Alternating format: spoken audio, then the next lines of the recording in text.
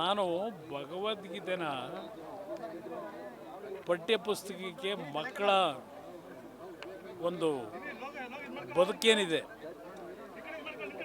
ಇವತ್ತಿನ ಸಮಾಜ ಸಿದ್ದರಾಮಯ್ಯನವರ ನೇತೃತ್ವದಲ್ಲಿ ಯಾವ ರೀತಿ ಬೆಳೆಸ್ತಾ ಇದ್ದಾರೆ, ಸಮಾಜದಲ್ಲಿ ದ್ವೇಷ, ಅಸೂಯೆ, ಜನ್ಮ ಕೊಟ್ಟಂಥ ತಂದೆ ತಾಯಂದಿರನ್ನೇ ಕೊಲೆ ಮಾಡೋದು, ಜೊತೆಲಿ ಹುಟ್ಟಿದಂಥ ಅಣ್ಣ ತಮ್ಮದರನ್ನೇ ಕೊಲೆ ಮಾಡೋದು, ಮಾನಭಂಗಗಳು, ಈ ರೀತಿಯ ಒಂದು ವಾತಾವರಣ ಏನು ನಿರ್ಮಾಣ ಆಗಿದೆ. ಸಖತ್ ಖಾರ, ಬಣ್ಣ ಮತ್ತು ರುಚಿ ಆಚಿ ಚಿಲ್ಲಿ ಪೌಡರ್ ಎಲ್ಲವನ್ನ ಸರಿಪಡಿಸಬೇಕಾದರೆ ಮಕ್ಕಳಿಗೆ ಶಾಲೆಯಲ್ಲಿ ಓದಬೇಕಾದ್ರೆ ಕೆಲವು ಬದುಕಿನ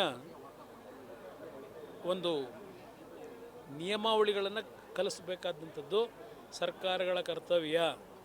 ನಾನು ಯಾವ ದೃಷ್ಟಿಯಿಂದ ಹೇಳಿದ್ದೇನೆ, ಎಲ್ಲರನ್ನು ಕನ್ವರ್ಟ್ ಮಾಡೋಕ್ಕೆ ಹೇಳಿದ್ದೀನ. ರಾಜ್ಯದಲ್ಲಿ ನಡೀತಾ ಇರ್ತಕ್ಕಂಥ ಇಂಥ ಕೆಟ್ಟ ವಾತಾವರಣ ಇದೆಯಲ್ಲ, ರಕ್ಷಣೆ ಇಲ್ಲ. ಈಗ ನಿನ್ನೆ ರಾತ್ರಿ ಶಿವಮೊಗ್ಗದಲ್ಲಿ ಒಬ್ಬ ಡಾಕ್ಟ್ರು ತಾಯಿ ದಿನ ಆಸ್ತಿ ವಿಚಾರದಲ್ಲಿ ತಾಯಿ ಆತ್ಮಹತ್ಯೆ ಮಾಡ್ಕೊಂಡ್ರೆ ಮಗನೂ ಆತ್ಮಹತ್ಯೆ ಮಾಡ್ಕೊಂಡಿದ್ದಾನೆ. ನೆನ್ನೆ ನೀವು ಟಿ ವಿಲಿ ಹಾಕಿ ತೋರಿಸ್ತಾ ಇದ್ದೀರಿ. ಇಂಥ ವಾತಾವರಣವನ್ನು ತಿಳಿಗೊಡಿಸ್ತಕ್ಕಂಥದ್ದಕ್ಕೆ ಈಗಿನ ಸಮಾಜ ಭಾಳ ವೇಗವಾಗಿ ಬೆಳೀತಾ ಇದೆ. ಆದರೆ ಆ ವೇಗಕ್ಕೆ ಪರ್ಯಾಯವಾಗಿ ನಮ್ಮ ಮೂಲ ತಾಯಿ ಹೃದಯ ಅಂತಕ್ಕಂಥದ್ದು ಇದೆಯಲ್ಲ, ಅದು ಯಾವುದೂ ಇವತ್ತಿಲ್ಲ. ಅದು ಮತ್ತೆ ಮರುಕಳಿಸಬೇಕು ಅಂತಕ್ಕಂಥ ದೃಷ್ಟಿಯಿಂದ ಹೇಳಿದ್ದೇನೆ ಹೊರತು ಸಿದ್ದರಾಮಯ್ಯನವ್ರು ಹೇಳೋ ಪ್ರಕಾರ ಅದೇನೋ ಅದೆಂಥದ್ದು ಮನೋವಾದಿ.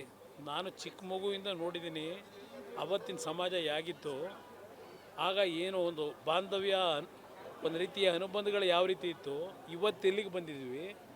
ಇದನ್ನು ಸರಿಪಡಿಸ್ತಕ್ಕಂಥ ದೃಷ್ಟಿಯಿಂದ ಇದೆಲ್ಲವನ್ನು ಕಲಿಸಬೇಕು ಅಂತಕ್ಕಂಥದ್ದು ನಾನು ಹೇಳಿದ್ದೇನೆ ಹೊರತು ಅದು ಬಿಟ್ಟು ಅದೇನೋ ಮನೋವಾದಿಯ ಕಡೆಗೆ ಎಲ್ಲರನ್ನೂ ಕರ್ಕೊಂಡು ಹೋಗ್ಬೇಕು ಅಂತ.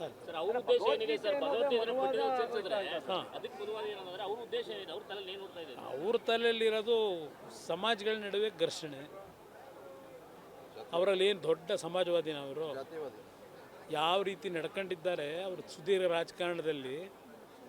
ಒಂದು ದಿವಸ ಹೇಳ್ತೀನಿ ಅವ್ರು ಯಾವ ಥರ ನಡ್ಕೊಂಡಿದ್ದಾರೆ ಸಮಾಜದಲ್ಲಿ.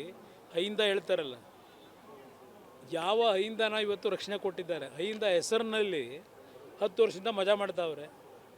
ಅದು ಬಿಟ್ಟು ಏನು ಮಾಡೋರು, ಏನು ಅಹಿಂದಾಗೆ ಕೊಟ್ಟಿರೋ ಕೊಡುಗೆ ಏನು? 8 ವರ್ಷ ನೀವು CM ಇದ್ದೀರಲ್ಲಪ್ಪ, ಅಹಿಂದ ಸಮಸ್ಯೆ ಎಷ್ಟು ಬಗೆಹರಿಸಿದಿರಿ? ನಿಮ್ಮ